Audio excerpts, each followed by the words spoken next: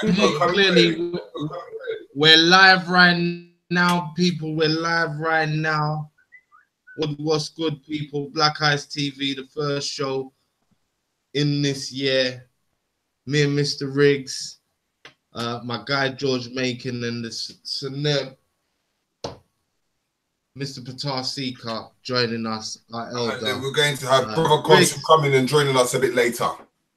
That's all from Manhood Academy. Let him come in. Okay, so today, as I said, people, as you can see, I've been traveling up and down from all the way from the States, all the way to the UK, from the UK to the States, and I'm trying to push the narrative that, you know what, today is our beginning of the new era where we're taking action. We're doing the do, not doing the talking.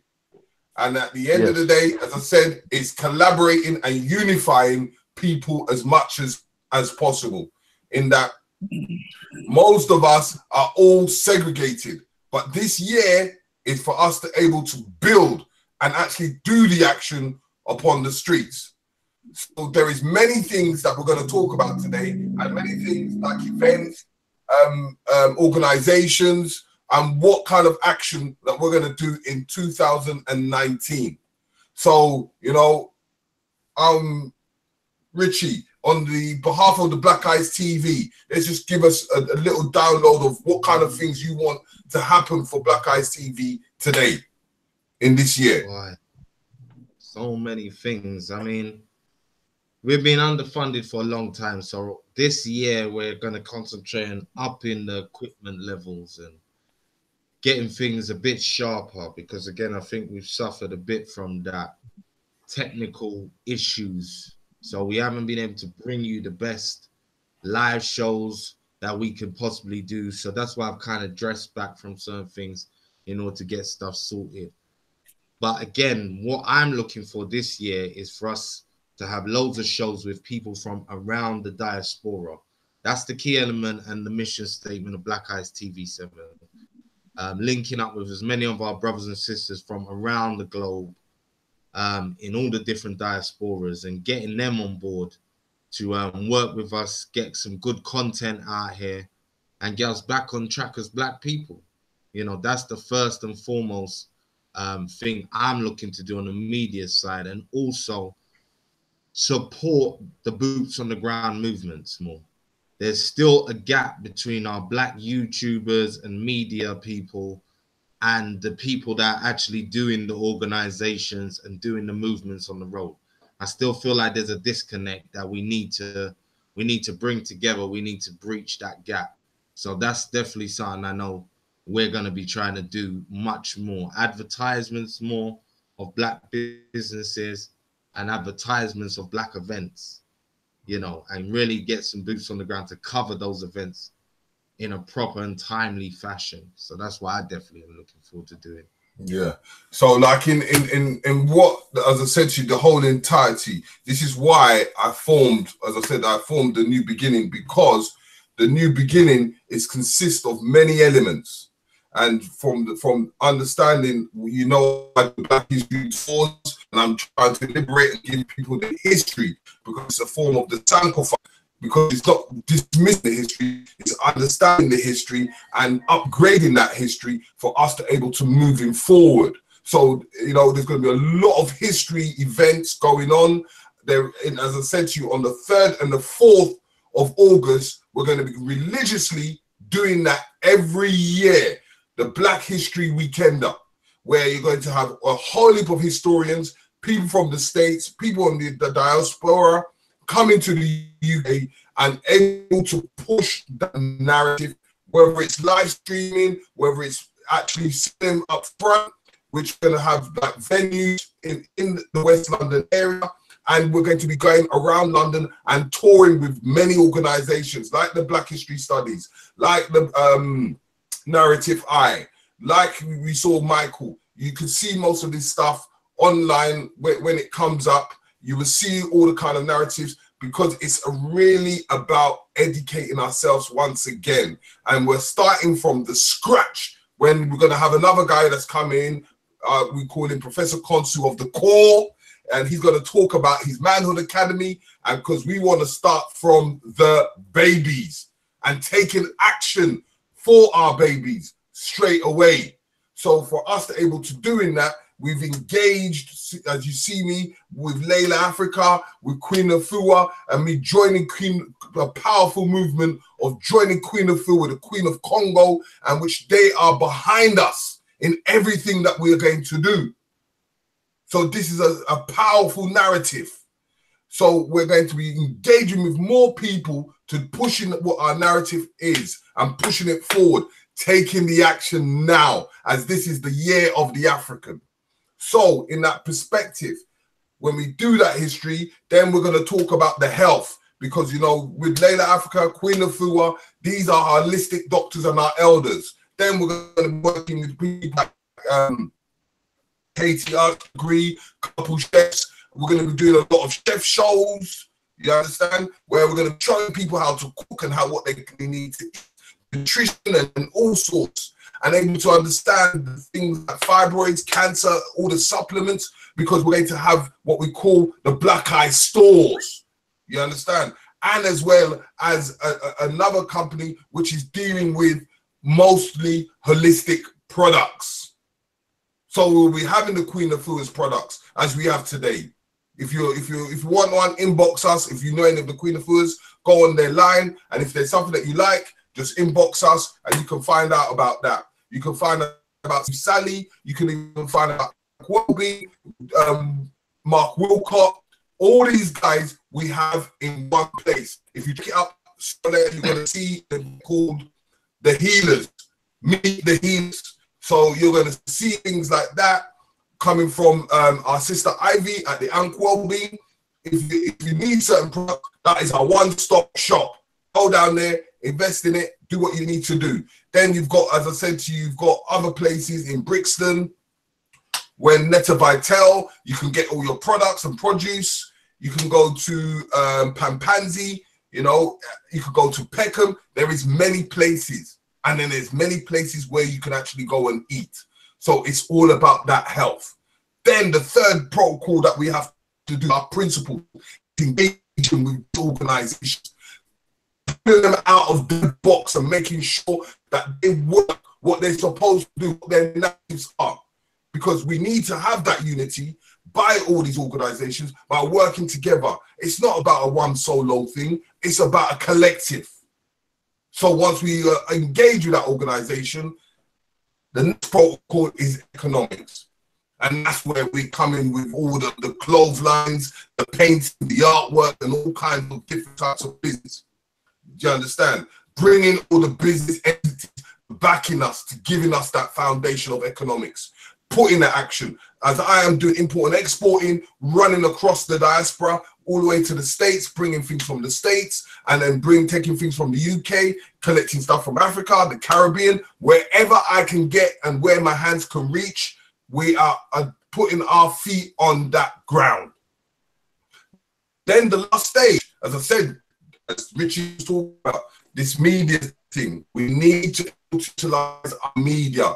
All these media outlets that we have, we need to come together as a narrative. When there is a news or there's an issue or there's a problem, anyone has issues or problems and they want to talk about it, just come to Black Eyes TV or go to any of the other narratives. Go to HMP TV, go to Got Kush, go to Titans, whoever you feel comfortable with.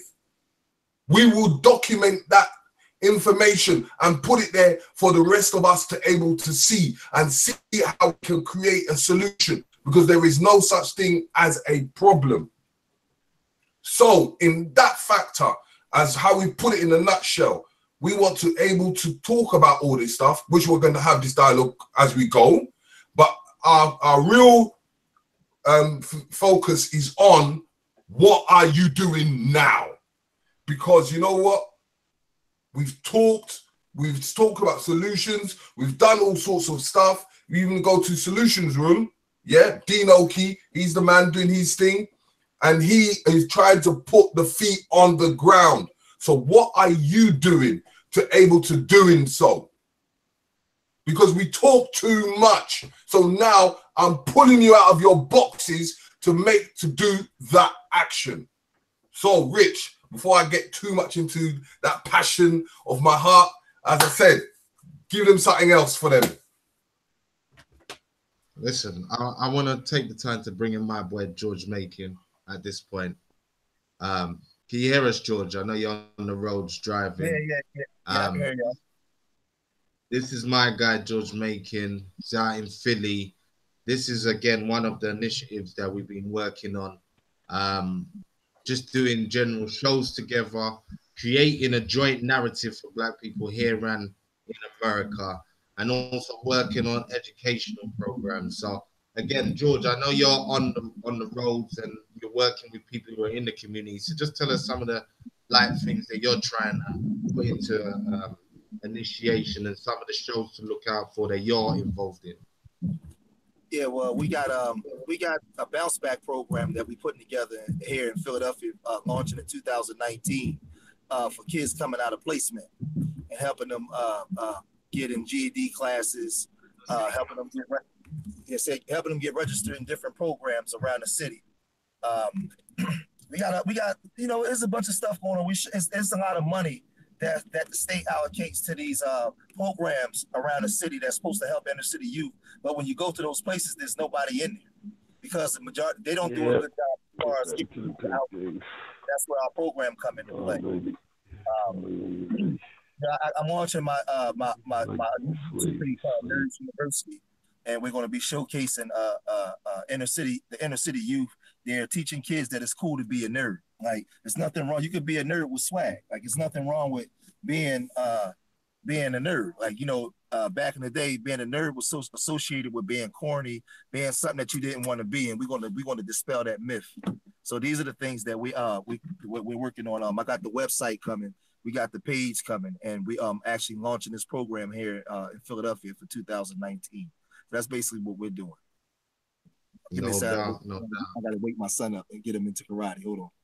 That's all. Do your thing, brother. Yeah, I mean, again, people, this is what it's about. It's about the youth. It's about the people. But again, before we move too far, I want to bring the elder in now. Are you there, elder? Suneb, can you hear us? Because again, when we're talking about different aspects of energies and evoking different activities, we're always talking about this new year and different things. And again, I bring the elder on because we was talking about the Gregorian calendar, different time frames of things happening. Let me see. You there, elder? Can you hear me? Oh, look. Okay.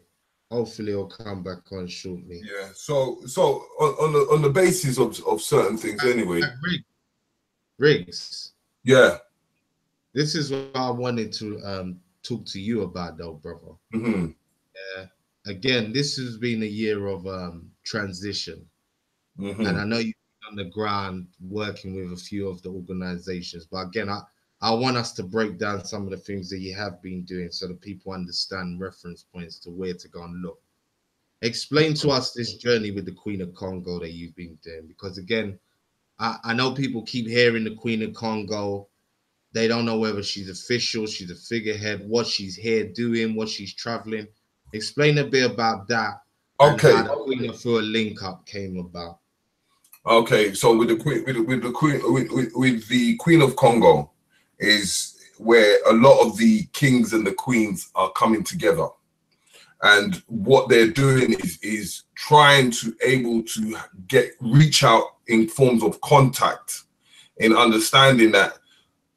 Let's put it into three aspects, and let me just kind of break it down. And I always repeat this all the time, is that we have three notions, right? We have the people that are going to be left behind, and that's fine. You can stay behind because we need people behind to able to engage with. Then we've got the second people, which I said it goes into the sunset. But these people is what I call the travelers. We do the traveling, we go around and as much as possible to have able to reach out to all the different people. And then you've got the people, as I said, that you just got to leave them alone and let them be on that Titanic.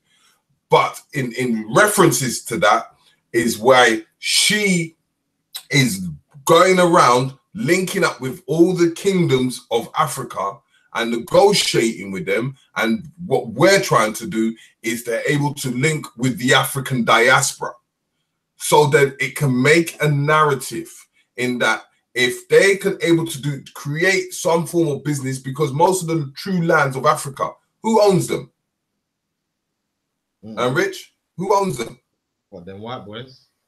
No, in the real reality, who's the owners of the land? Who's the keepers of the land? It's the kingdom. Come on.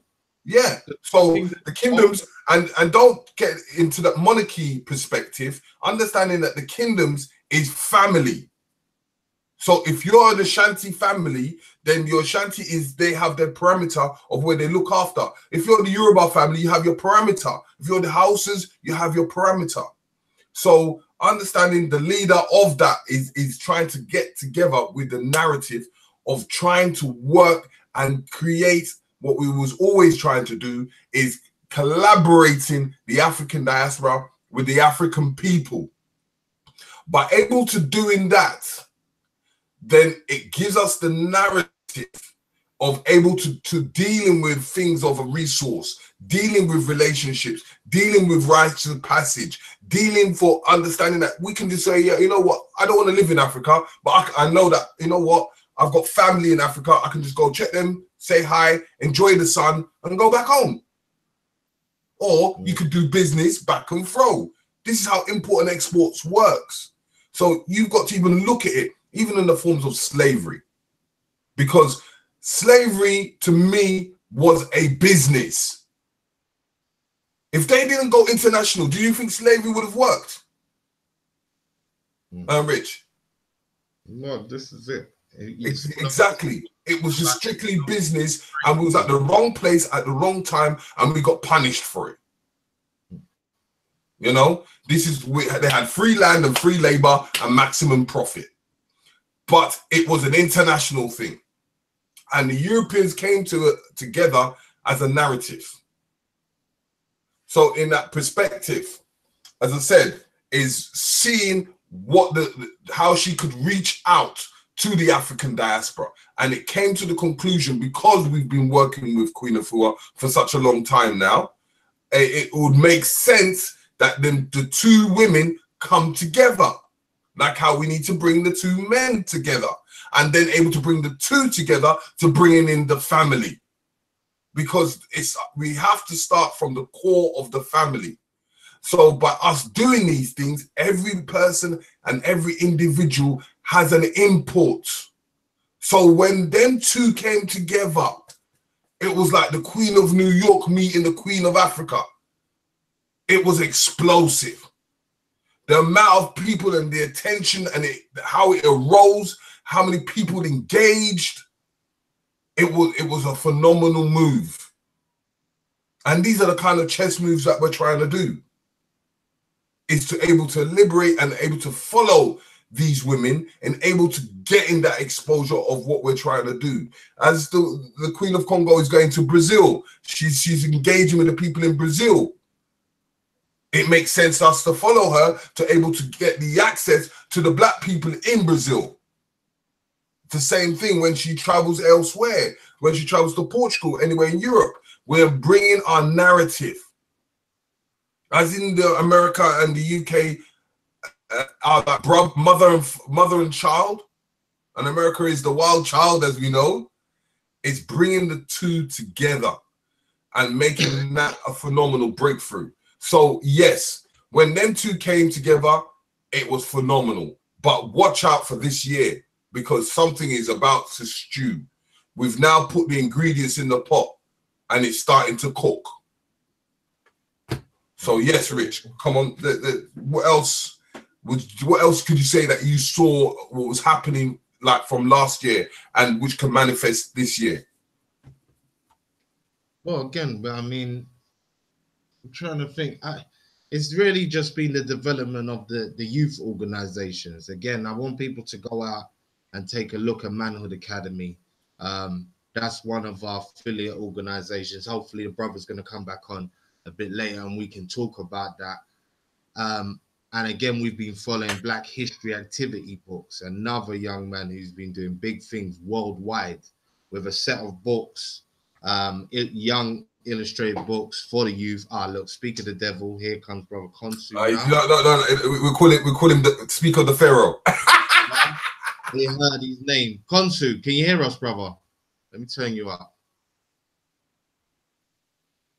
Because, again, this brother here who's just joined us, he's one of the founding members of the Manhood Academy, something that was formed over the last few years, but now is going from strength to strength.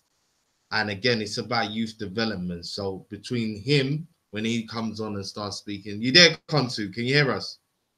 Greetings. Yes, Konsu. Hey. Yes. Nice and loud. Yes, King.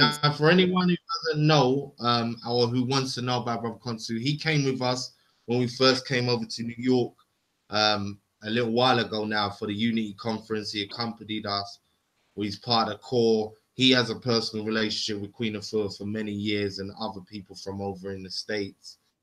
But again, one of the founders of the Manhood Academy. So, brother, tell us a bit about you. Tell the people a bit about you, and we'll take it from there.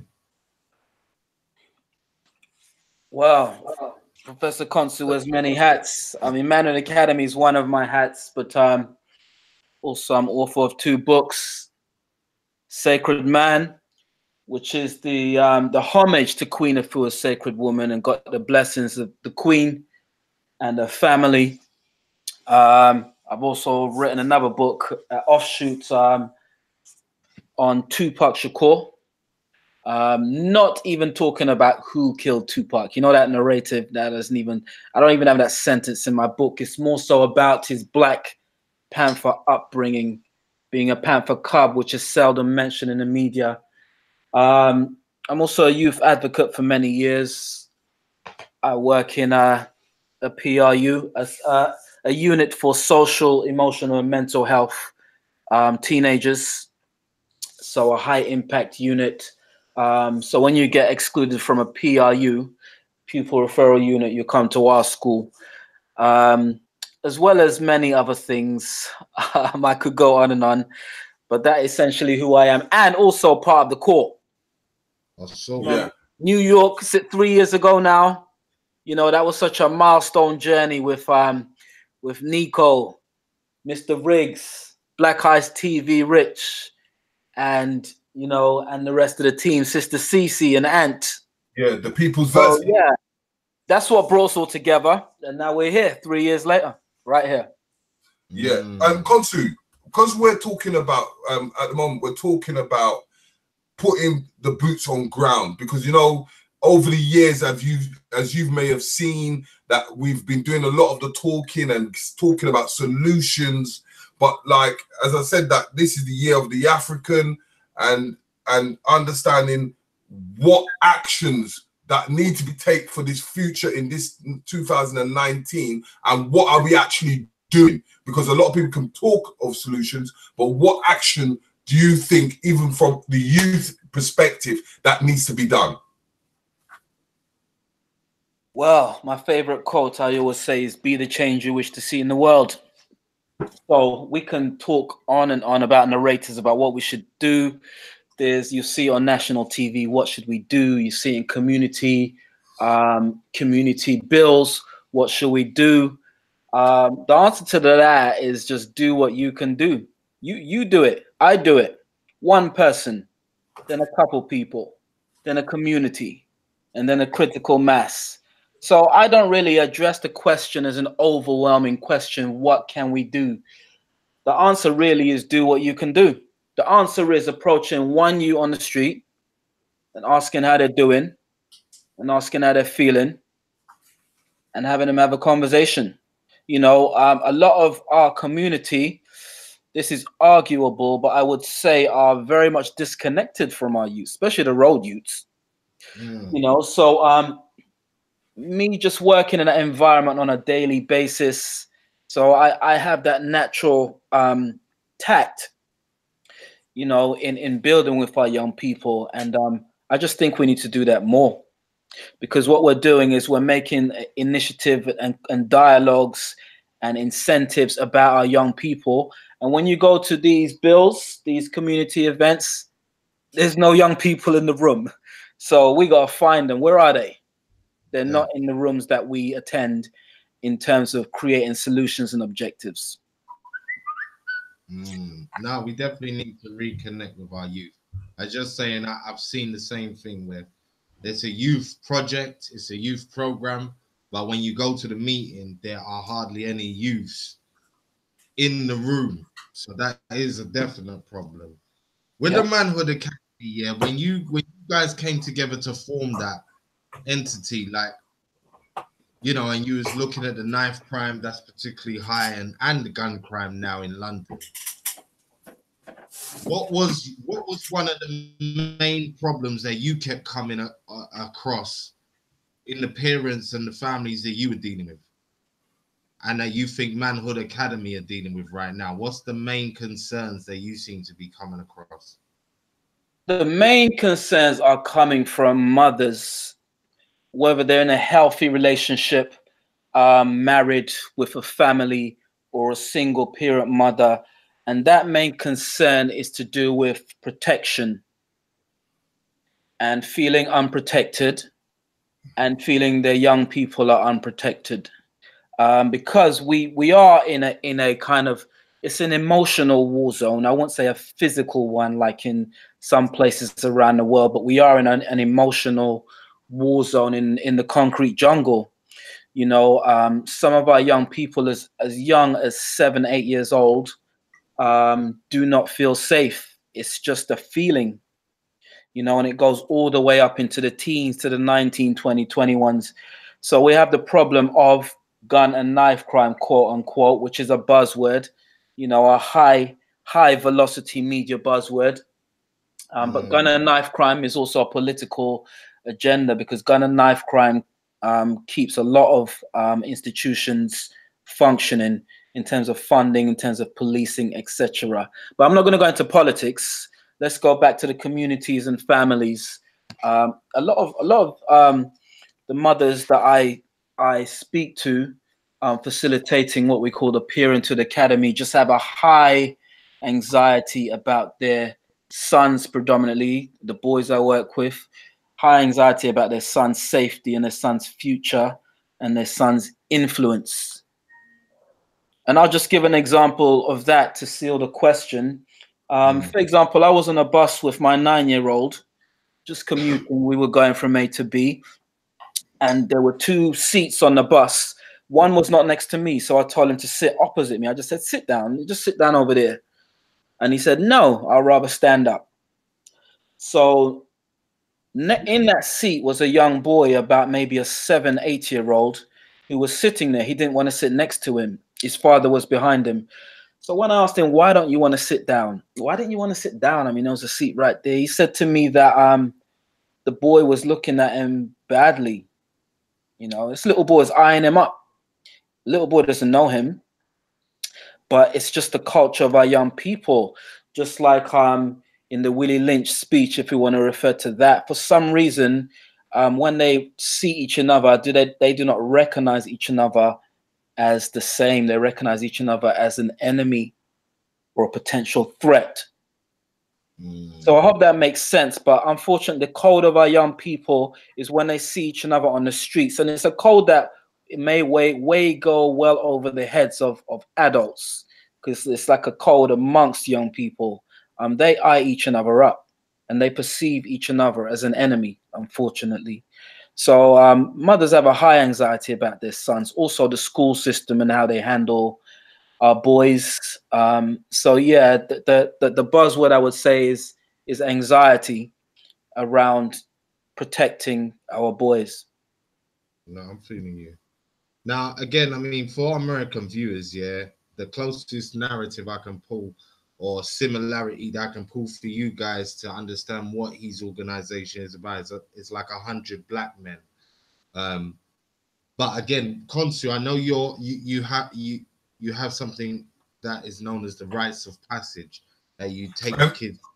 And not only that, Konsu, in the forms of the Ndaba, like the Durban conference that we had earlier on in the year, and their organizations of rites of passage, so that the American people can get an understanding of what Manhood Academy is about, and give them the narrative of the ones that are in the States. Yeah, well, I mean, one of the solutions to our young people is rites of passage. Rites of passage has been lost in modern culture, in all cultures: African culture, Chinese culture, Indian culture, European culture. You'll see it more in the East than you would in the West. But rites of passage was a standard requirement to initiate yourself into becoming a man. If you did not go through a rites of passage program in times of ancient, in our villages and communities, you would not be deemed as a man. You would be deemed as an adult male, which is very different from being a man or manhood. That would mean that you would have no rank in a community or village. You would not be able to marry unless you passed the test of manhood. So this has been lost in modern culture.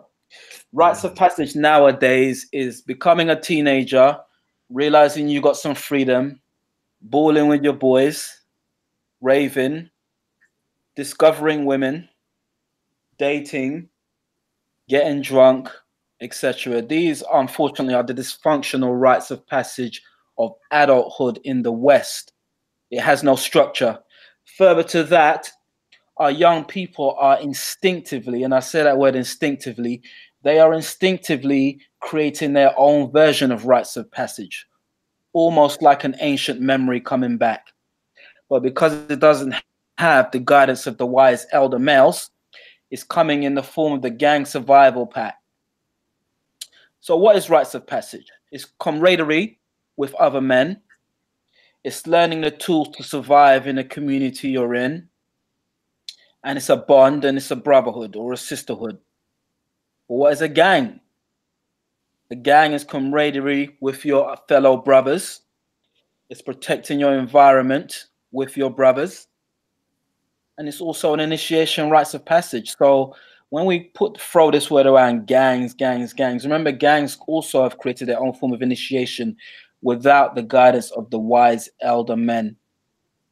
So the work that I do in terms of rites of passage and in terms of Ndaba, rites of passage in America and the African diaspora, it's about the guidance of the wise elder men initiating our boys and girls into manhood, and not them doing it themselves in the form of a gang survival pack or being on road.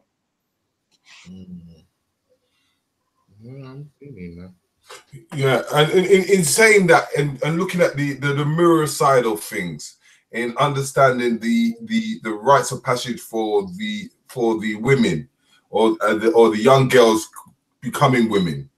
Yep. What is your perspective on that? Well, I mean, we also have the Womanhood Academy for girls in terms of the Manhood Academy, and they also have their own challenges, very different from the boys. Remember, your average black boy is perceived as the stereotype that we see in our videos, music videos, and we hear in the music, and we hear, you know, Grand Theft Auto stereotypes, etc. But the girls have a whole different landscape to navigate, you know, and it comes in the form of self-love. We see it in our media all the time. We see it in mainstream media. No one wants to be who they are, so they'll wear, you know, they'll just cover up their real beauty, their true beauty, because they do not recognize who they are, who their ancestors are, and just an awareness that they are the primordial creators of all nations, which is a deep statement. But once a young woman gets to be aware of who she is, the creator of all mankind, that changes the game completely. Okay. Yeah. So in that kind of perspective, aim for the Manhood Academy. what are your future tenses of what in forms of development that you are doing now, like your new projects that you're doing for 2019? As I said, we're looking at what people are actually doing, as it's because it's the narrative of our youth. And I've said this from the beginning, is that we need to start from a young age to able to develop, so that when we do create legacies, they understand the legacies and understand how they're going to move forward with the legacies that we leave behind. So what kind of future things are you proposing to the general public and the people of the community? Well, I mean, Manhood Academy was established 3 years ago. 8 brothers came together and, you know, just started to build something which turned out quite special. So we have now branched off. We started in North London, and myself and a few of the team have created the West London branch. And it's a beautiful thing. We're based near the Grenfell tragedy. So we're facilitating and addressing the community in that area, near Elaborate Grove, Latimer Road. And well, watch this space. I mean, we've got some lined up for 2019 instead of building, in terms of building that up and building up the West London community in the context of Manhood Academy. And the little tiny little ones, you know, who are the focus, and just enriching them so that they can have a sense of self-worth. So I'll give you a short example. Say we just started at Manhood Academy West in December 8th. And the 8 to 12-year-olds, but they're coming in the room and they're saying, okay, I'm not being told off. Okay, I can actually express myself without being judged. I'm not being suppressed. Obviously, suppress is a complex word, but they're not being suppressed in any way, and they're fully self-expressing who they are. They're surrounded by boys that look just like them culturally, and it's a beautiful thing. And from the feedback I've got from the parents, they're waiting at the door for when we start back in 2 weeks' time to continue their journey. You know, absolutely enchanted by the process of just being themselves and being surrounded by those that care for them and have a vested interest in their future.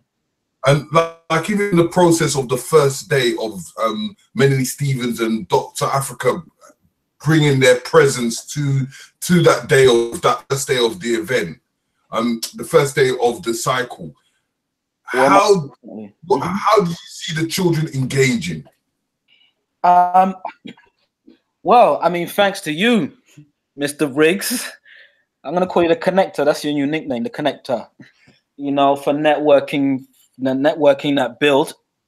But yeah, I mean, their interaction with Dr. Layla Africa. I mean, for me, I was like a groupie with Dr. Layla Africa. I mean, I've been studying him.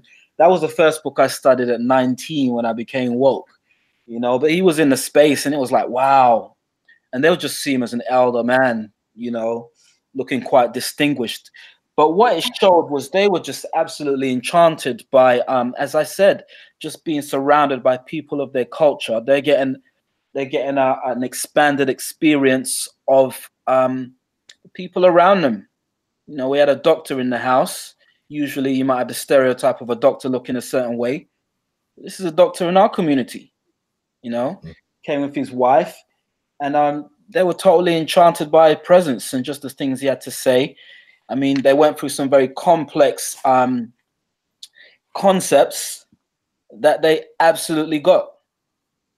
You know, just broke it down in bite size for an 8 to 12-year-old mind, and they came and they went, and it was a beautiful build. You know. Mm-hmm.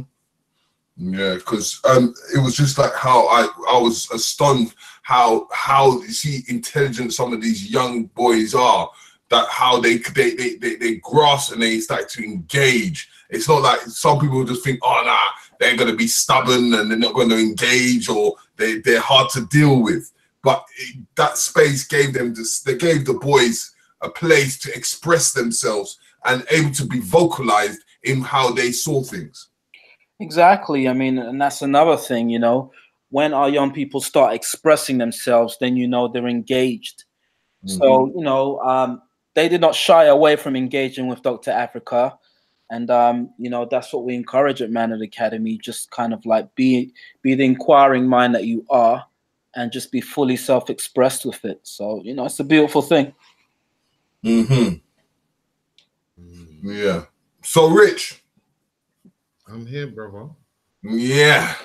So, in forms of our ambitions in able to dealing with things in its perspective, and we've just heard about the youth in forms of the media. We want to get it kind of rounded off in understanding the future plans of how we how to able to doing our thing on ground in forms of equipment, in forms of looking for people that want to do editing, people that want to do filming, you know, able to create in forms of donation and help, because you know what, we can't do it on ourselves, but in its occasion is able to unify everybody in its perspective to making this TV station a powerful TV station.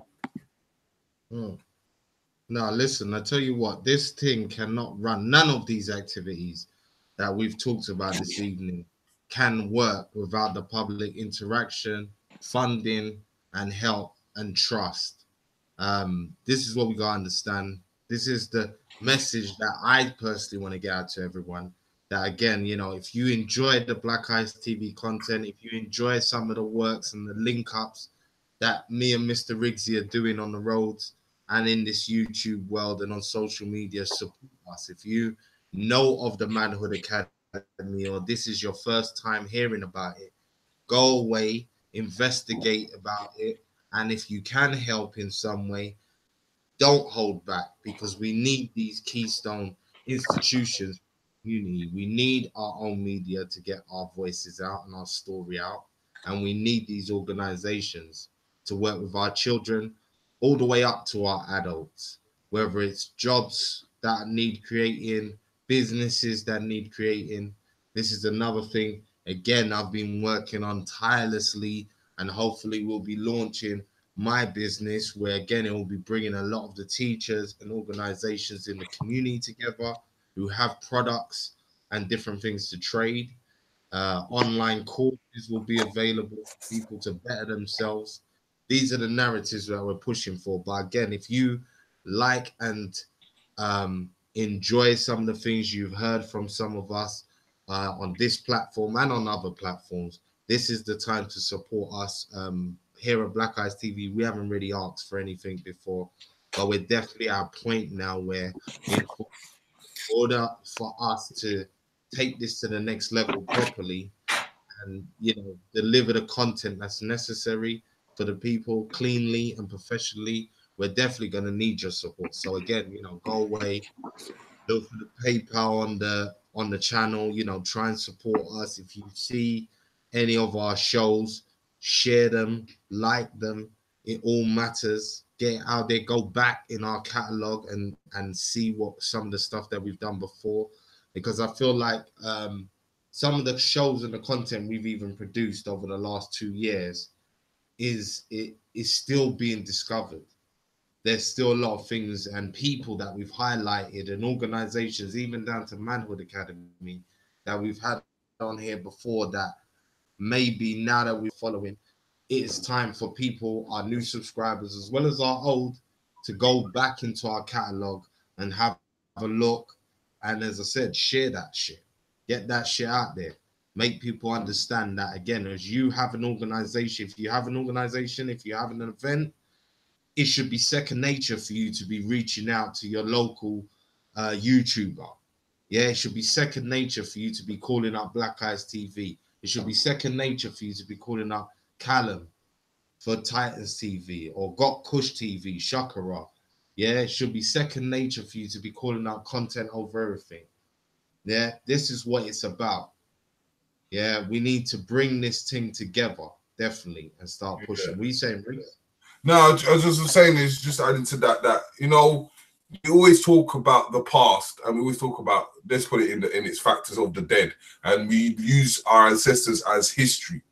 But at the same time, we have people on ground that are creating history, and it's not getting documented. How many people do you see documenting Robin Walker or James Smalls or whatever a lot of these guys are putting down on the actual ground now that are alive. It's not been documented. And this is the narrative of what we're trying to do, is make sure we document these things so we have a catalogue of information and a catalogue of legacies to pass on to our children. And it starts from the young ones, as I said. So by us even doing what we did with Konsu, by bringing Layla Africa, it's not just about us and being overwhelmed, but bringing it to the youth, so the youth carries that legacy and say, you know what? Many years ago, when I was a kid, I listened to Layla Africa, and I started to fix up, and I started to eat the right foods. That's a job done. Do you understand? So in that perspective, our media is needed as much as possible, especially in the era of the social media right now. We need to work from the Facebooks to the Instagrams. We need to share, like, and push the narrative out as much. Make a voice. So if there's issues, problems, or anything, just email blackicetv@gmail.com, and we will be down there. Like, you see me everywhere. There's not one place I ain't at. I do all my best, and I will try and fight for myself to get in there as much as possible. But we need to able to document all these events that we're doing and all the narratives. So in that perspective, as I was saying to you, the people out there is many things coming up, and we're working towards something big at the end of the year. So yeah, Brother Konsu. Yeah, I'm just thinking what I would love to see from Black Eyes TV. Yeah. I mean, Rich is the man in the background behind the camera, but I see you at so many events. If we was to name call the events this year, I mean, dozens and dozens. I think a fly on the wall, more so a Black Eyes TV live, you know, really just capturing all these moments. Yeah. You know, that would be good. I mean, just really, you know, let's name something. It was African liberation, it was, Black history books, Black history in Birmingham. Yeah, there was the Black History Weekender. Black History Weekender. You know, there was the obelisk build that you did with the Queen of Congo. Yep. I mean, I just really think that people need to see these things live. Yeah. And of course, it will be saved in the archives. But, you know, let's do the live, Black Eyes TV live, man. That's what I have to. Yep. And as I said, this is where we need equipment. Yeah. You know, I was just on the phone to Brother Minister. Shout out to Brother Minister out there, yeah. Again, I was trying to get him on the show this evening. It's a bit short notice, but he's going to try and join us maybe if we're still on a bit later. But again, this is another brother, people that don't know, who again, boots on the ground, delivering a lot of good information, inspiring our people. You can see a video of him with SETI, I believe, and we've got something of him at the reparations march. But I'm definitely going to be bringing Brother Minister on. Oh, and he's with us on the Queen of Congo show. So if you go to that show, you can hear Brother Minister talking. But he's another powerful young brother that we're going to be highlighting in 2019 for the diaspora here, who's doing big works on the ground and inspiring the youth. Go ahead.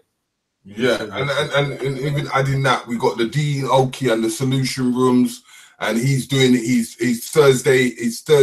I've forgotten, is it Thursday something? I'll get the name in a minute. But yeah, he's galvanizing. He's getting people like the Money Mob. He's getting people from Urban Voices. He's getting all different people from different aspects of life and bringing them together. And these are the kind of people that we're trying to work with, in able to work as a collaborate union, as a family, because our core basis is that family. And then once we've got that core basis of a family, then we can have our community. Then from our community, we can build our schools, and then we can build health, and then we can able to build in our institutions, you know. And as I always say, if once you've got an economical system, there is not one politician you can't buy. Well, I mean, that's the thing about it. I mean, I mean, metaphysically, I just say that we're kind of spellbound as a community because all other communities are doing it. But to my recollection, we do not have one stable center that we can use as a hub. We've got Bridge Park shutting down. That was some level of a center. But yeah, there is something that is just blocking us from actually congregating as a community. All other cultures do it. Indian culture, they have their temples, they have a community center. Muslim culture, all cultures. You could name every country on the globe in the UK that have their own centers. But we're not even labeled as this. What are we, black? A black center? So as a culture, we're not even appropriated even to own our own thing. And when any initiative is put forward to do so, it just seems to get blocked. So you know, that's a loaded solution. The solution rooms that you mentioned sounds like a positive build. I haven't been there yet, but it sounds like it's right on track with you know, vanguards in our community, not coming from the old school model. We're not doing that civil rights 1960s fist up anymore. Our young people don't recognize that. Our young people are more the Afro-punk community that are embracing the Africanness from a different perspective. So we've just got to reach out in a modern context in how we build things forward. Well, and that's why I'm back on that quickly. Is that this is why this year you're going to see a lot of us going into a lot of fashion events, music events, film events, because we're reaching out to every single person. We're even bringing out our own brands as well as bringing other people's brands. We're going into forms of art. We're going into sort of forms of merchandise and able to tap into that music field so that we're able to see what's going on and able to galvanize and work with these people as much as possible. So yeah, Rich, go on. Yeah, no, what the point just flew from my head now. It's gone now. It's gone. Okay, but I'll continue. Like even we've got a few art coming over, like you coming over at the end of the month. Breaking up. You've got a new. Huh? You're breaking up. Am I breaking up? Yeah. Can you hear me clearly? Yeah, go on now. Yeah, so we've got coming at the end of the month. You've got Moo Fresh coming on the 1st of February. It's best to get your stuff down there because she's phenomenal. She'll be there on the 1st at the Chas Cafe. So, and we're going to be dealing with people like Black Thought, Rhyme Fest. There's many artists that we're going to be dealing across from the UK all the way to the United States, working with as many people as we can. We're going to be spreading our wings much more further because everybody has to get involved. This is what the narrative is. It's not about just doing one community, but it's going international because the international scenery is much more bigger. I'd rather get a few people from the international circuit than get one person from a community. No, well, again, this is a collective thing. I think we need to understand this. This is a collective movement. It cannot take shape. It cannot get to full power unless we're all behind it. This is the realness of it. We're going to be working with the Shifters as well from America. That's a group of young people, for those who don't know, that consists of Red Pill, Blue Pill, Dr. Sabi's adopted sons, Ben X, who is directly associated with the Nation of Islam, who we also work with. And again, there's videos with the Nation of Islam representation over here in the UK on Black Ice TV. Go and check that out. And there's even Ben X on the YouTube as well. And Wesley Mohammed. Ah, yes, that's all. We got, yeah, definitely at the Sun Air TV Awards. Yeah, go exactly. and check that That out. was another experience. So that's check it out. That's it. The young brother 19 Keys, who I'm very excited to be talking to soon, and hopefully we'll have him appearing on the show. The last two, their names slip my mind. You must forgive me. If you know their names, please remind me. Yeah. But we're gonna And have then don't forget the female presence as well. There's many female presence that are going to be coming on board, which we're going to be having a few of the sacred women coming on board. They're going to be showing their experiences and what do in forms of cooking, jewelry, and entrepreneurship. You know, and hopefully we should have Queen Afua on board and having the Queen of Congo and many other kings coming onto the shows. There is a lot that we're going to be doing in 2019 because we're going to be working 24 hours on the clock for this year. Yeah. And I'm going to add to that. I want to see it. Yeah. And don't forget, you You're know, part of it. How about that? So just remember, this is what we call the core. Have you forgotten about the core? Core. Can we reminisce about that build in New York, man? That was a special Go on, break it down for us. Huh? Break down the core. The core. We are the diplomats of the UK. The people versus Anton Cece, Professor Konsu, Mr. Riggs, Brother Rich, BLACKICETV, and Nico of Trace Elements. So how did it come about? Ali the Great, Queen Afua's son, put the call out. He said we should come over from, what was it, Sarnetta event? Yeah, it was What was the event? it was the Unity conference, Unity conference in New York. We came with our A game, man. First of all, where do we stay? A brownstone on the same block as where Biggie was born and raised. I mean, that was a beautiful building itself. But just the experiences, where we went down to BET Studios, my cousin that works there, you know, in where was it? Central. Yeah, it was in Manhattan, wasn't it? In Central Manhattan, like Piccadilly Circus equivalent. Yeah. What else did we do? We did so much. We found Rob Bliss Terry. We went on a little mission off the beaten path. Where was it? Central Park or something. Doing the last obelisk of my meeting. You created your mission, boy. Terry was like, everyone follow me. Let's go. Yeah, we had some beautiful moments, man. That was and we was on our A game at the Unity conference. Everyone was saying, you know, these brothers from London, man. Yo, London, you know.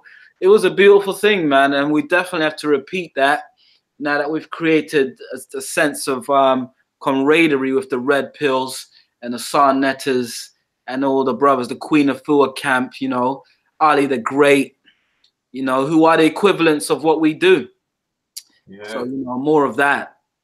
Yep. And since we've just been meeting new people, most elders, there's so many elders that we've met up and we've joined, bonded and created, you know, that these elders are working with us, even to the Anthony Browders and X, Y, and Z, you know. So it's been in a very good space. Yeah, looking forward to 2019, you know. Mm-hmm. We got to travel again, man. We got to travel again this year. Yep, it's not even we've got to travel. There is a whole leap of traveling. In February, I'm going to see the Queen of Congo get initiated. If hopefully things work out, I'll be in New York again. Mm-hmm. Then we're going to be doing a lot of the festivals that we're going to be going to New Orleans. We're going to be going to New York. So there is opportunities for all of us to reach at least one of them at one place. You know, so as I said to you, it's going to be a phenomenal year. The impact is going to be explosive. That when we all meet up in the UK at the end of the year, you're going to be a phenomenal event, and everybody's going to be talking about it. Yep. Yeah. Yes, I do remember Ali mentioning that the Afro Punk Festival is happening in July, I believe. Mm-hmm. I mean, that one sounds quite. Then don't forget, you've got the what they call the one in Brooklyn, the African Art Festival. Yeah. Then you've got the Curly Festival. Then you've got the book the book festival that they do on the main street. That's a phenomenal, where all authors come out and they all display their stuff. These are what we need to have a mirror reflection of in the UK. True. We need to start to creating these festivals and events. And this is why I'm asking people that I can't do this on my own. We all can't do this on our own. So we need to able to come in together as a collective and creating that market. Once we start creating that market, it's not about, I can buy a land in Jamaica or the Caribbean or Africa and all that. Let's start from the microscopic, making that extra £50. So by us doing these festivals is making a little extra into someone's pocket that they never had. Then they can able to take out of that little extra money and put into credit unions. Do you understand? Because they've got that extra money to spend. Because if you know in today's system, you understand one thing is that our wages in a workplace are not moving, but inflation keeps on increasing. So we need to have more than one job or more than one income. We need to be able to create in something, because then we can able to invest into our creativity. Yeah, true. So in these kind of things, we need to start uplifting ourselves and actually doing the do. Let's not just talk about, we're going to do this next week and we don't do it. Let's just do it. Whether it works or not, it's something that we've tried and done. Yeah, true.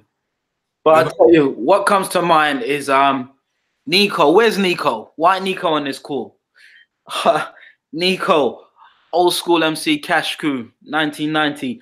But he had an event this year, which I was honored to attend and speak at, Trace Elements Festival in Portobello Road. Now, he achieved something quite special, and I don't think he realized the impact of what he achieved, but he managed to lock off the whole Portobello Strip where the market is, and they had a B-boy festival at a sound stage. You know, Portobello Market, where they have all the little stalls where you walk up from the station. They had, he had break, as you walked along the strip, you had break dancing, you had break beats playing, you had a graffiti artist spraying up a massive piece, and then you had a sound stage. But what I'm trying to say is he managed to leverage the borough in order to lock that down for a day. Oh, I think it was 2 days. But I'm saying when we're talking about festivals like they do in New York, he actually tapped into that potential. So Nico needs to be on this call. And I said to him, you know what? Double it next year. Make it bigger. It was quite special. But it was just a small snippet of what could be achieved right here in London, with the right networking, speaking to the right people. Yeah, and these are the kind of things that we need to do, and it's not about the profit that we're trying to make money and things like that, but it's to able to bond, because these are the places where we can actually meet up and join forces and see what's the next big event that we can do, coming together as a collective, as a family, and keep on doing this and creating a market stall. A market arena, like when you have your entertainment, and then you have the market going around the entertainment, and every time we keep on going, the entertainment arena gets bigger and bigger, and we're able to buy in our premises, we're able to engage with our premises, we're able to do the rites of passage in our own premises, not someone else's, but we have to start somewhere. And this is why we need to support most of our stall holders and most of the events that are established. And I know that some people say, oh, but we don't hear about these events. We don't know where they are. But they're right there. All you have to do is find out, look up, go into Eventbrite, go into these things and put like Black History Studies. That's the start. They do events every month or every 2 months. 95, they do events every time. You get loads of people doing events. The Pan-African Manhattan Center, they're doing events. Once you start to link with 1, 2, 3, 4, you start to spread your wings. True. You know what I mean? It's not that hard. But it's because you keep yourself away from certain societies, you tend to find out that you don't know where to go or what to do, because you don't like to do the forms of researching or finding yourself. Yeah. Yeah, true. I mean, that's right and exact. I mean, I did an event earlier in the year. It was with a sister called Mojo. He's kind of like a kind of Oprah Winfrey type character. She did an on-stage interview with different people, which I was on the panel. But who was in the crowd? And this is what I'm talking about. It was all 20, 30 somethings, Afro punk type genre, you know, young professionals. And they were having their own form of build, you know, but you would never have known of this event unless you were in those circles. So it's just really about expanding the circles, you know. There's bigger circles than just the grassroots community. You'd find our young people, as I said, in those kind of regions, in the entertainment and the fashion and the Afro beat. And that's where they're at, in African splendor. You know, they're wearing Gucci alongside Kente cloth. So we got to connect with especially our teens, 20-somethings that are creating their own culture. And we just need to be on the pulse as to where our people are at. Yeah, because I always say, if you took $1 or £1 from everybody in the African diaspora, we've got an industry. Yep. And it's as easy as that. And if we're talking international, we're getting people coming from all over the place, whether it's held in the States, whether it's held in the Caribbean, whether it's held in Africa, or whether it's held in the UK or Europe. If you come as a collective, it will always, every year, it will always be a phenomenal. Yeah. You know, so other than that, Brother Rich. What's good, people? Sorry, my phone is just going mad all of a sudden. All sorts of people are calling. Technology. You need the Shongai Stone. If you want some Shongai Stone, go to Tyron. Tyron, a guy, he's always got his stall out, and he's always selling the Shongai Stones, and it's got many attributes to it. You know, that Shongai Stone there, it takes away the radiation. It able to clean out your water. It does many things. Like, I even wear it most of the time on my neck, but I'm not wearing it at the moment. But yeah. Where's all the chains? What do you mean you're not wearing it? You always got 10 chains around your neck like you're the country's Mr. T, and now you ain't got nothing on. Get the hell out of here. That's your nickname, man. 10 stone. Yeah. Hey, I'm a king. If I start to put on the jewelry, you know what I mean? I'm in a relaxing mode. I'll be on fire. I'll be on fire. I'm times 10. 10 stones. Yeah, all day long, every day. You know, but these are the things that give me the strength and the power to doing what I need to do. The narratives keeps me away from all this radiation crap that's floating around. But yeah, there is a guy called Tyron, or go to the Ankwell Bean, and you can get these Shongai stones, because these Shongai stones are really good. I've got one big giant stone that I put next to all my electronic goods, and it reduces all the radiation around me. But in saying that, in saying, go on, what are you saying? Listen. I don't know what's going on here.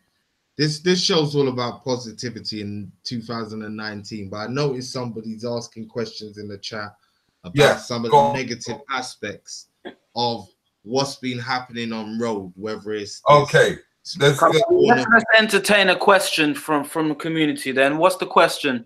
What is it? I'm not even going to entertain the question. What I'm going to do is I'm just going to address again something that is being talked about loosely by someone in the chat. They're talking about negative aspects. Now, one of the things I would personally want to do is I want to have certain elders on, certain YouTubers on, certain people who are at Speaker's Corner, perhaps, who have organizations like our brother Konsu. And one of the things I want to discuss is who are the true leaders in the Black community. Because, again, I think there's always going to be somebody doing some negative, some bullshit, something that's off key. But again, it's about understanding who are the leaders in the community.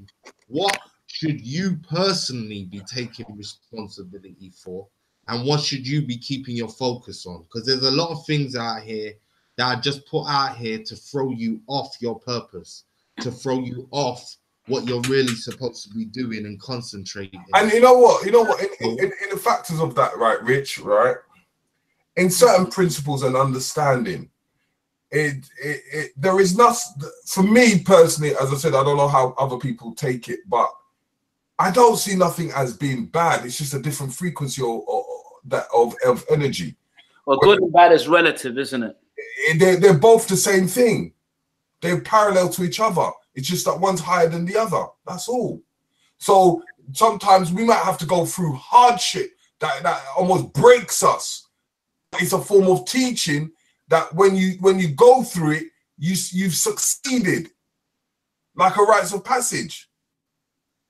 Listen, so certain people just have the bumbleclee know themselves for 2019. How about that? Know yourself, know what to focus on, stop the people watching, because that's another problem right now. Let me speak on that. There's too much people watching. There's always going to be positive and negative individuals in the community. There's always going to be positive and negative groups in the community. But at some point, you have to have an information filter going on where you know what to take away and what to leave at the door.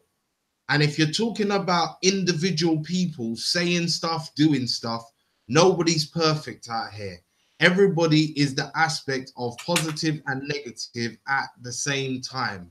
So if you people watch, if you place too much stock on an individual name or an individual person, you're setting yourself up for failure. Because if that person decides to change their ways, do something different, it's going to leave you lost. So my biggest thing to people out here for 2019 is know yourself and don't people watch. It's always good to have an example and to have community leaders, but don't just know yourself. But you know what? You know what the truth is at the end of the day, yeah? Shout out to content over everything. Yeah, big up to content every day, 24/7. And it's understanding that how do you know the truth if you don't know the lie? Or how do you know the lie if you don't know the truth? That's all. Well, truth is relative, isn't it?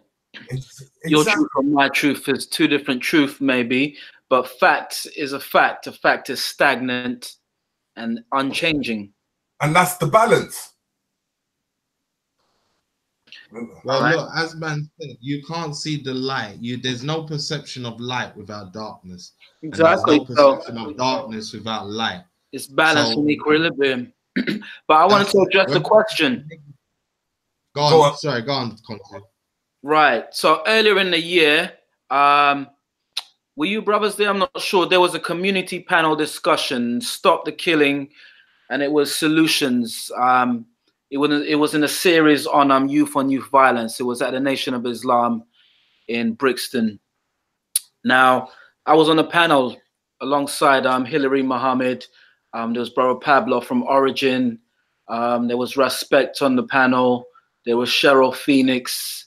Kahinde, Brother Kahinde was on the panel, amongst others. And the crowd became very agitated because you know how it is in our community.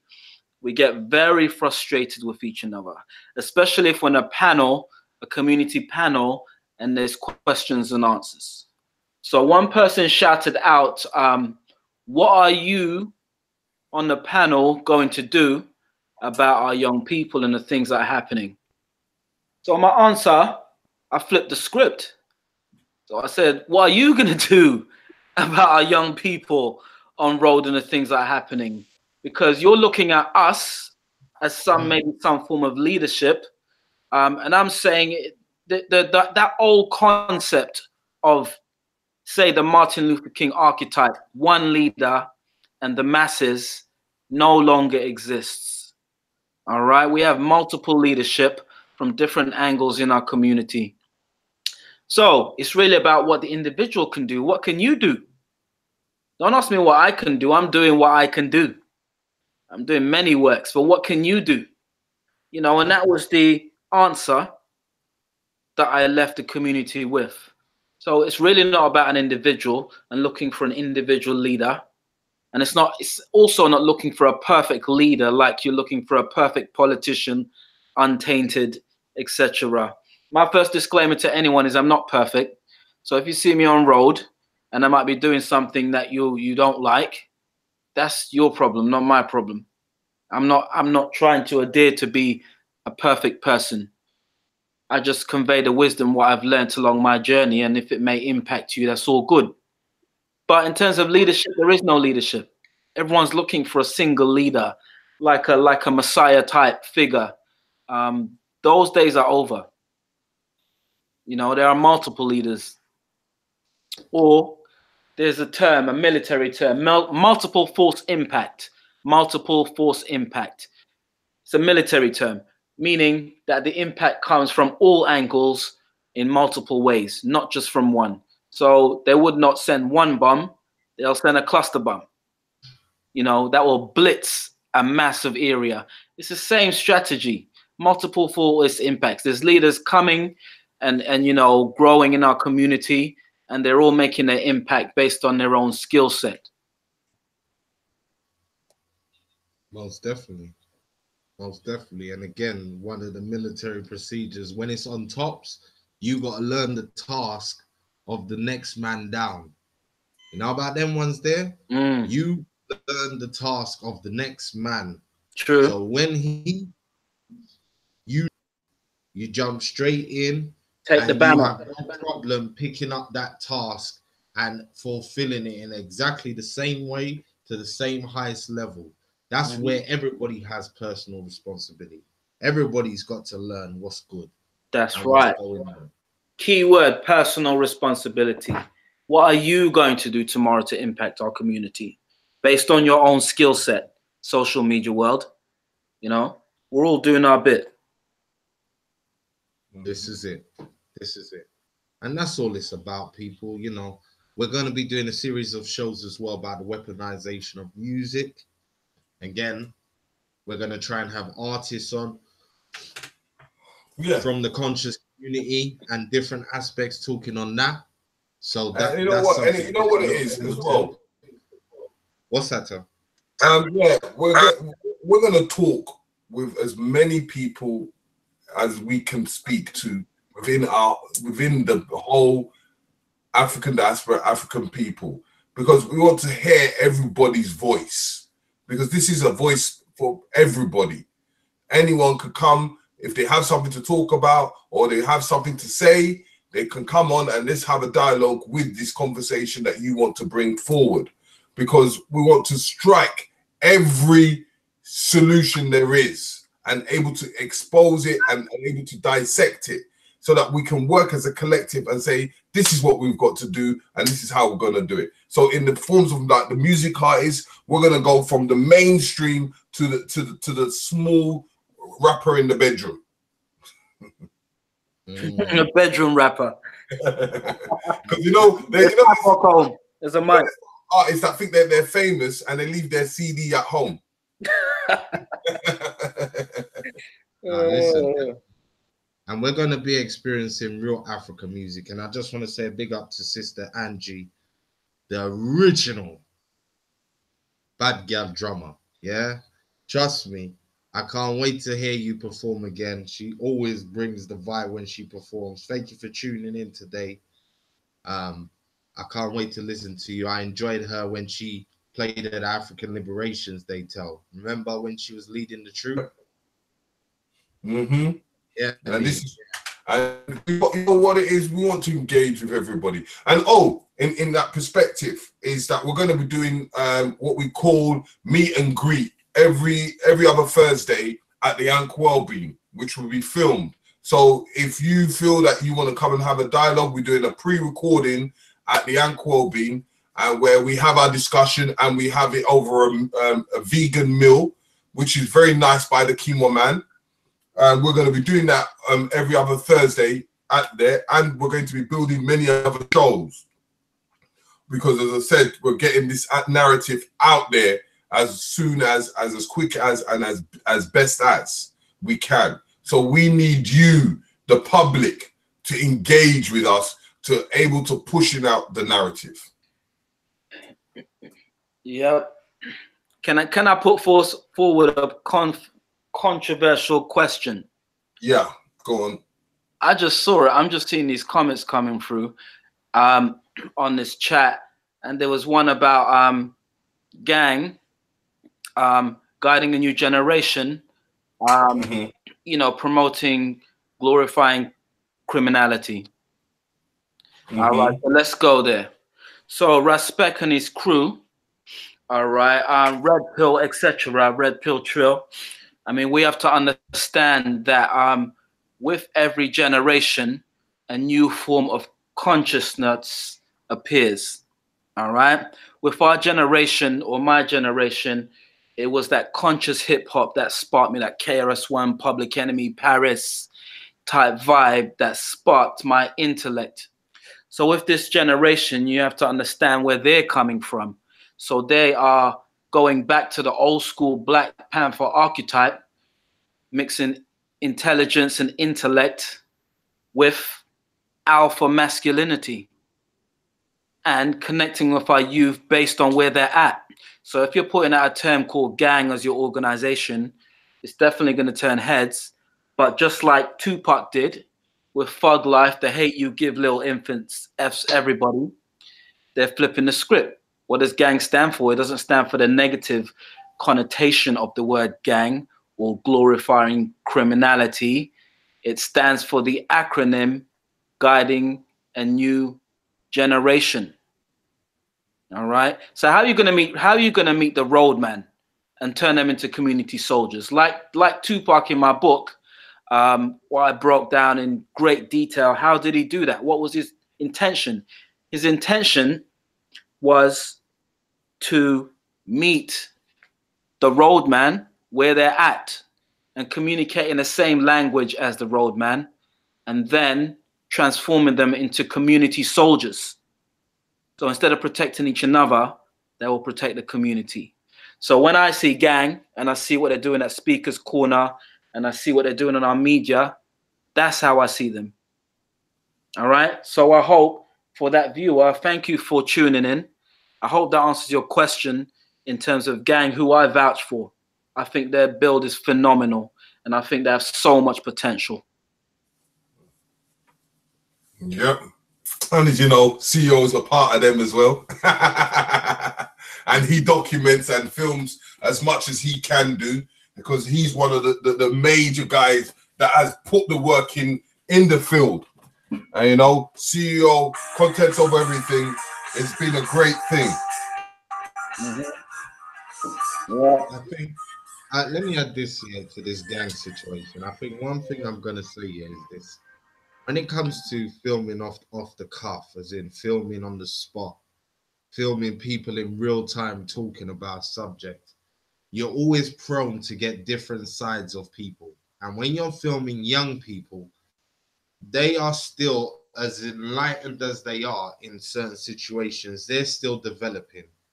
They're still finding out things about themselves. And I think what's unfortunate that happens sometimes is that those moments of them finding out about themselves get played out on camera. True.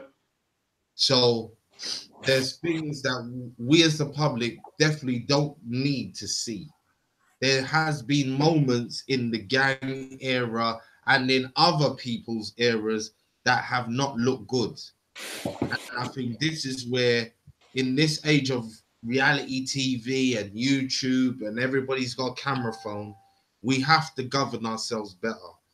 And we have to know what we're doing, especially because there's a camera out and people are filming all the time. But again, you got to put into perspective at who you're looking at. And as my brother just pointed out, who their inspirations are, what's going on in their lives, what's their family life been like to get them to that point. And even in amongst all of that turmoil, they've still had self-awareness to recognize certain things and answer to certain calls, or recognize that their surroundings aren't right. So, you know, there's definitely room for criticism. I'm not even going to play like there isn't. But understand what you're looking at. And again, it's the title of the show. What can you do to help facilitate? If you think that they're slipping in an area, or I'm slipping, or Terry's slipping, or Konsu slipping, what can you do to plug the gap that we're missing? That's all it comes down to. Yeah. What can you do to step up and strengthen the back of our youth that are trying to do a movement?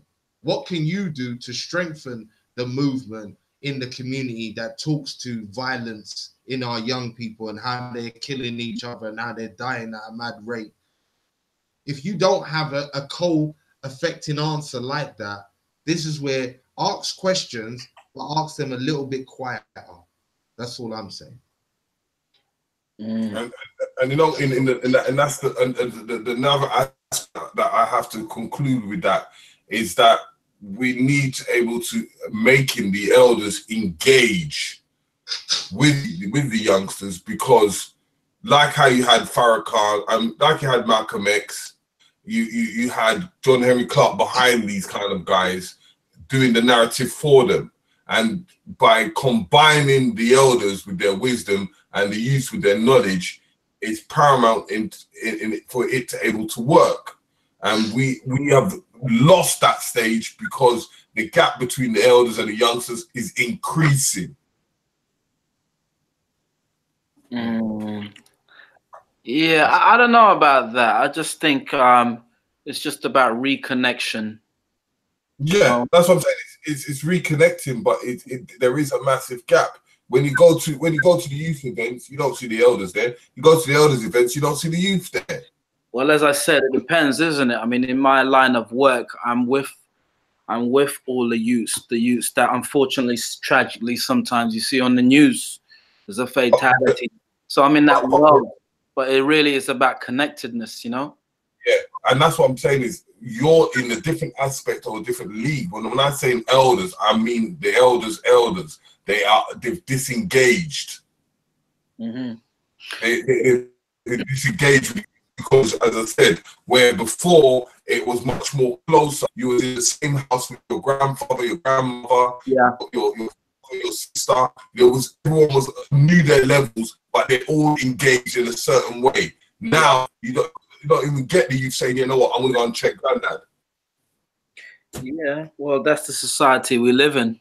I mean, you go to the Caribbean, Africa, you know, you're still going and hang out with your granddad on the beach, and you know, it's just we're becoming more and more westernized from the Windrush generation onwards. The Windrush generation, which is my parents.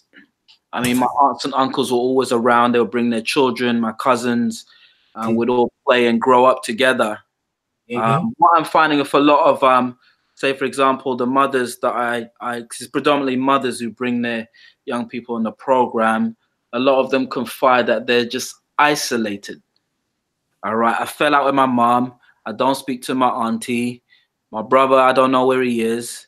It's just me and my children, and I'm isolated.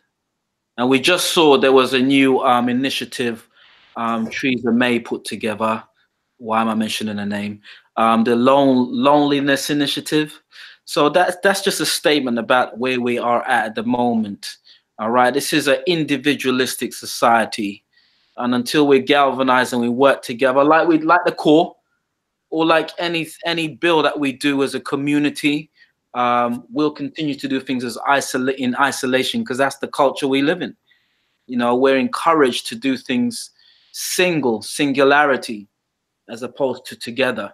So when I see groups like gang coming together, no matter what connotation you want to put on them, what I see is a united front. When I see that picture, that it's become an iconic image now of So Solid Crew, and you had a tray load of young people. There was about 50 people in the shot, just standing together in one image. Powerful. And the power of the collective. Gang did that as well. They did that because I bumped them in the park. Well, that's what I'm talking about. You know, when I see Black Eyes TV pull together a group of vanguard leaders at the embankment in the obelisk, and you can name call who's in the picture, you know, that's the kind of moves we need to be making. That's all. Facts. I mean, look, no one's perfect, as we've already covered. You know, you just have to take responsibility for yourself and push positivity. Birds of a feather flock together. If there's people doing fuckery, if there's people that are doing and and pushing stuff that is negative for the black community, then leave them to stay together. If you're not about that and you're about something different, then worry about those people.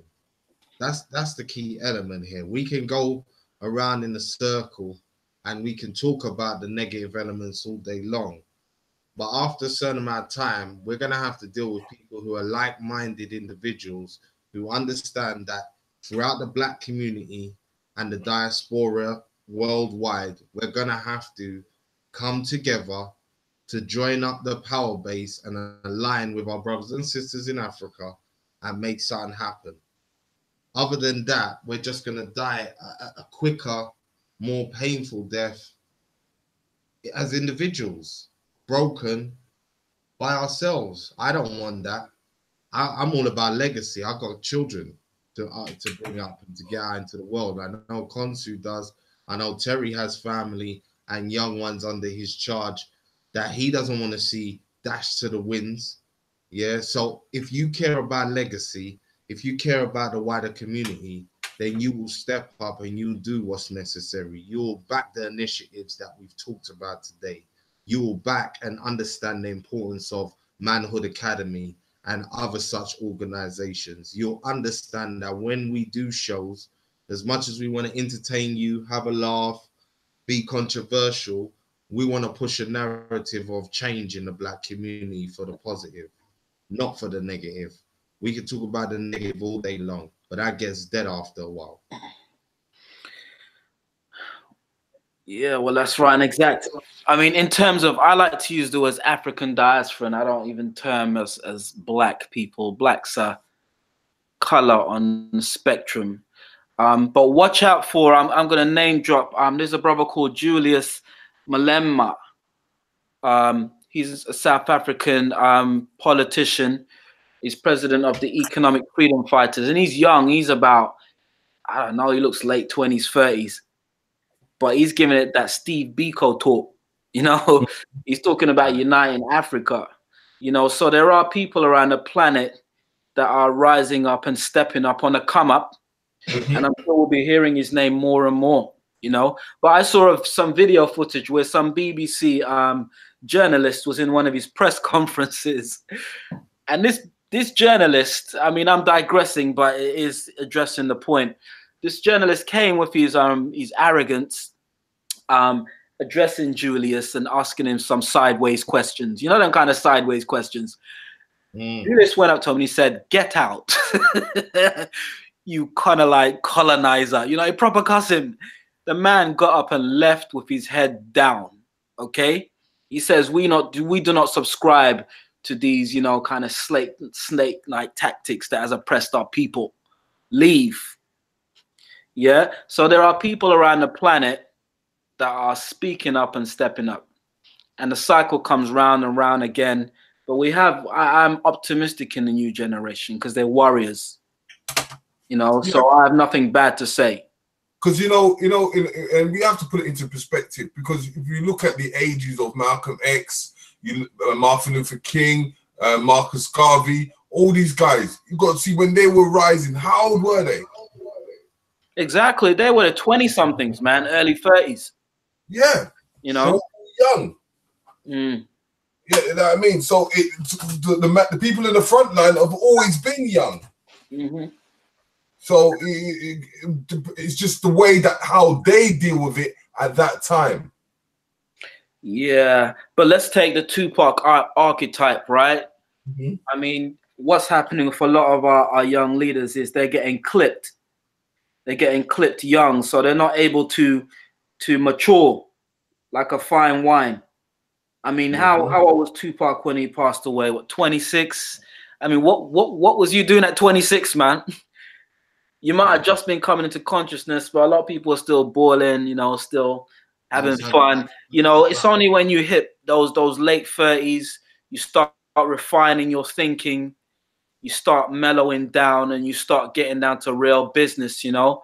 So I respect the fire of our young people, and you know, that just needs to mature and refine. You know, what is a respect type archetype going to look like in his late 30s, 40s if he's continuing the works?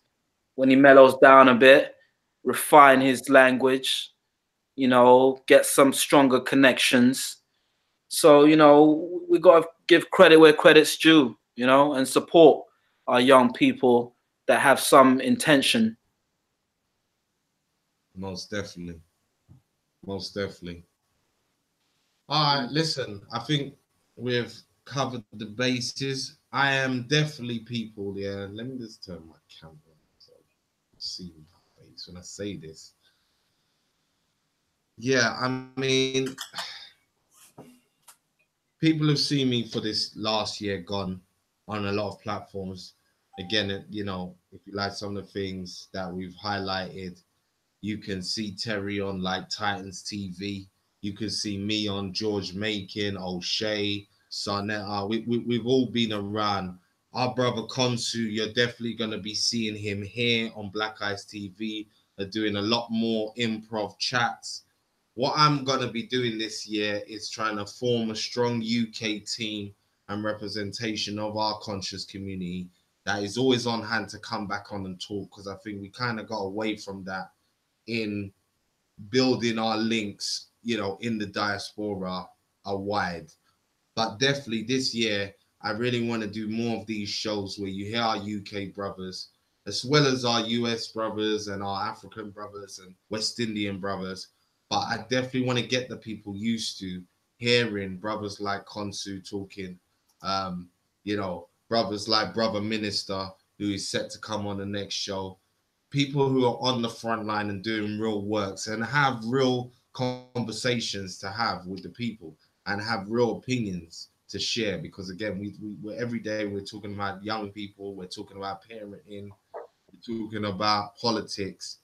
These are people that all work in the field and deal with these subjects day in, day out. So that's one of the things I definitely want to be pushing for. And again, I know Terry's been on the roads doing a lot of filming, but I'm going to be bringing him back into the studio to do his part on the live shows, because he's been slacking.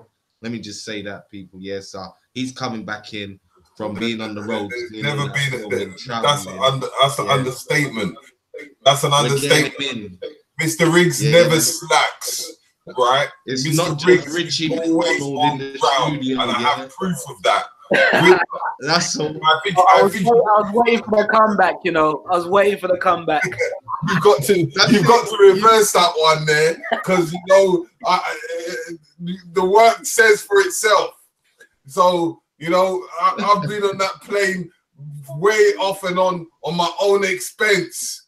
Remember me carrying something and filming. But you need a webcam, man. You need a webcam on your chest. You know. Yeah. So all the places you're visiting, because I see you all over the place, mate. Yeah, and there's going to be more of that, because as I said, I'm going to be going into Africa, I'm going to be going into the Caribbean, I'm going to be going into America. There ain't going to be a place where I don't touch. But you know what it is? It's unification, and this is what I'm thriving for: the African diaspora and African people becoming one. You understand? A one people, not any name differentiating us, but as one people. You know, because you know you need the male and feminine aspect to becoming one. So yeah, you're going to be seeing a lot of events, a lot of stuff coming on, and a lot of more shows. But the main thing that I'm always saying is at this precise moment is the economical power, which I'm already putting it into the test, and I'm trying to create a form of a distribution factor. So if you've got products or brands that you want to take abroad or connect with people abroad, this is the kind of thing that I'm trying to do. So people from America, if you've got stuff, people from Africa, if you've got stuff, people from Caribbean, and you want to bring it to the UK, just inbox us. We'll try to see the narrative, because it all boils down to our economics. So once we have a distribution drive, then we can able to start building from whatever we do. You know, we all have the same shop, we all have the same venue, we all have the same thing in able to expand. And, no, because it is about expanding. The chat room, those a lot of the programs that we've been talking about are directly targeted or involving the sisters. That we are going to have a strong female representation on the show. We've got loads of them, and as I said, that's it. We've got women in financial, we've got women in properties, we've got women in poetry, we've got sacred women from Queen Afua, and they're in all different genres. You've got, as I said, Iola, and what she does with the 1111 commas. There is many women that we're involved in, you know. And then we'll be having reparations leader. We have all different types of people coming in and bonding for themselves, as well as there is quite a few others. And we even get people that are dealing with the children and the kids, people that do like the child agenda. There is many. So it's a bondage. It's not just a masculine thing. It's not just a female thing. It's just a family thing. Yeah. Back to family. That's As Dr. Led Africa would say, the family is the highest technology of humankind. Yep. And we will be having loads of these books for sale, especially one of these that you need in the community. You know, these are the books that you kind of actually got to have in your household. You know, we will be having these on sale. So if you want one of these books and you want the opportunity to get in one, we're having this in stock. Can you read the title, Terry? I mean, it's a bit blurred. Can you read what? It's a bit blurred, but the title is Controlling and Understanding the Raising Black Child by Dr. Layla Africa. So I'll put it once again close up to the screen. As you can see, the perspective of his book, and he's made it quite thick because he had an older one, but he's now put more to it, and it gives you so much insight within his book. Mm-hmm. And don't forget my books right there on my screen icon. Mm-hmm. Sacred Man and Tupac, the Black Panthers and Star Wars. And just hashtag, just put in at Professor Consu like you see on the screen there. And that will just introduce you to all the things I'm doing. My Instagram and Facebooks as well. And don't forget, and don't forget, we're going to be we've got all Queen Afua's books, so you have access to all her Sacred Women, Heal Thyself, Angry Vagina, Man Heal Thyself, all her products, and much more. There's so much books that we're going to be having that's coming through. We're going to be having so much different types of products through. We're going to be having so much clothes because, as I said, we're going straight to the juggler and becoming that distribution hub. This is what New Beginning is putting forward. Mm-hmm. Most definitely, people. This is what it's about. Black Eyes TV on Instagram. Black Eyes TV Richie on Facebook. If you want to find me. Black Eyes TV at BLACKICETV7 at gmail.com. If you're looking for us for anything else, any inquiries, any shows that you think we should be doing, these are the places. What's yours, Terry, as well? Okay, if you want to check me up and you want to get a one-to-one, we have a dialogue or information and seeing how we can move forward, you can check me up on the Mr. Riggs on Instagram with a Z. So that will be Mr. RIGGZ on Instagram. Just keep on sharing, seeing what dialogue, seeing what's happening, what event to go to, and you see me doing all the recording and all the information on Instagram. If you want to go and check me up on the Facebook, you can able to check me on Mr. Riggs. So it'll be Terry, Mr. Riggs, right? So Mr. Riggs, one word, and Terry. So you can check me on that Facebook, or you can just check me up on the Black Eyes TV7 on gmail.com. Or as I said, if there's any qualms you need us in an emergency, just send us an email. We will be there at any event, anytime, any place.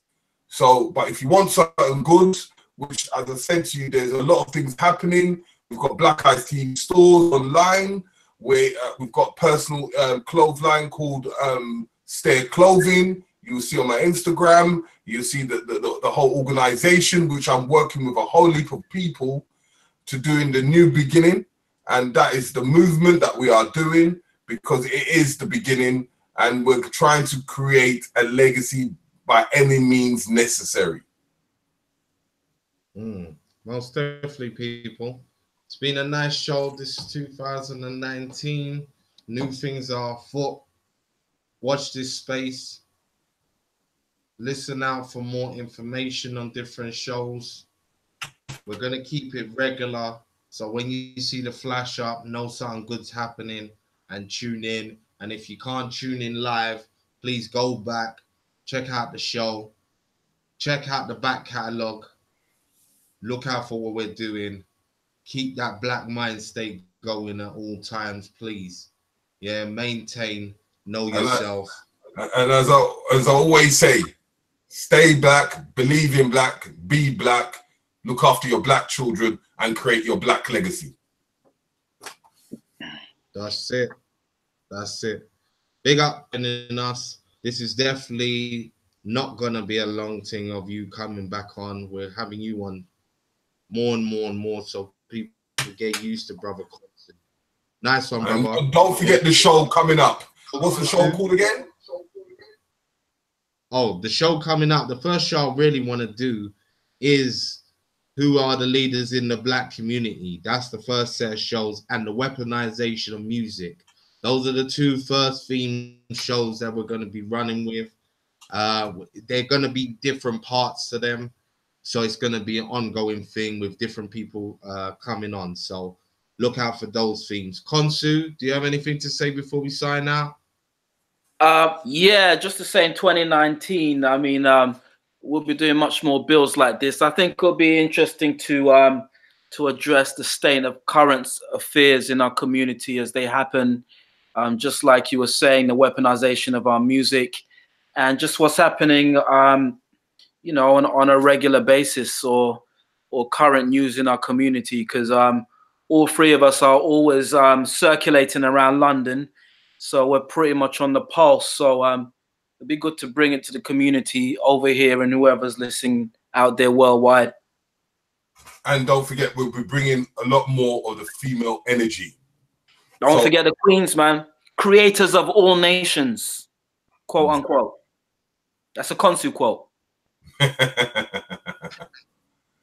You know, we want to simmer down the emotions of the womb. No doubt. All right, big up to the chat room. We are going to continue these discussions. Thanks to everybody who tuned in and who took the time to write something and show that they care. Hit that like button. If you're not subscribed to Black Ice TV, go and support. That's all. That's all. You know what time it is. Peace, family. We will see you soon in the next day or two. Tops. Peace.